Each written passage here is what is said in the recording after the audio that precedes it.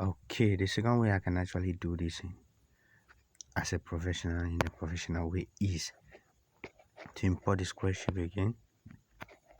Then inside, let's go to the gradient option inside the import inside the square shape. I've not gone out, as you can see, still inside. So I'm going to go back to edit since I'm still on this particular layer. Now move down to gradient and I'll tap on the plus icon. Then over I'll tap on the color icon. Then over here I'm going to leave it on all white.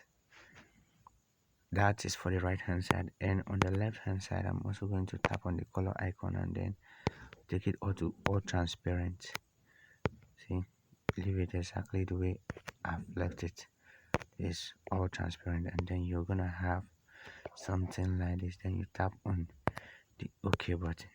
Okay, now I'm going to draw it out to cover my image perfectly, and I'm going to copy this over and over until I can't see that particular space anymore. So if you see, I've actually been able to cover that place very well. And then I'm going to go over to my layers and merge all the gradients together so that I can have one.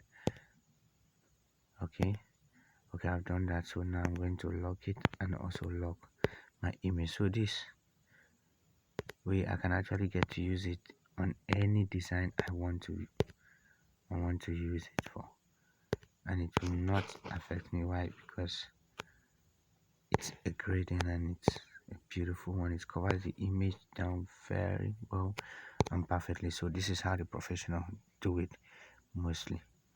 The third way I'm actually going to do this is to achieve this merging images into the background. Is okay, this is the image. We're still using this particular image, and let me release it since I've locked it.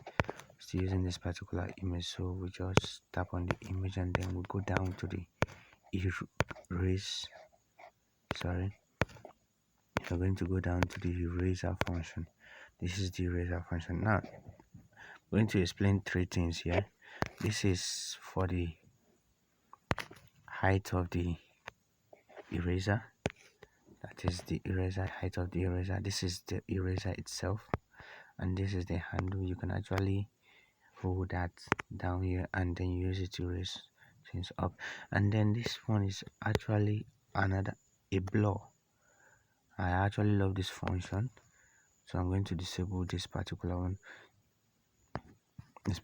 because this image is not high that I'll be able to use it. So this is I'm going to leave the blur at the center, and then I'm going to pick the eraser and I will just wipe across this image. I'm going to wipe across this image very quickly, and I'm going to go back, and as you can see, it has blended perfectly into the background without I having to use a gradient or any shape to try to cover it up. So these are the three ways you can actually blend images to background. If you found this lesson helpful, please do well to subscribe, like, comment and share, and turn on the notification bell so that you'll be notified whenever I drop new videos. Thank you very much. Thank you for watching and remain blessed.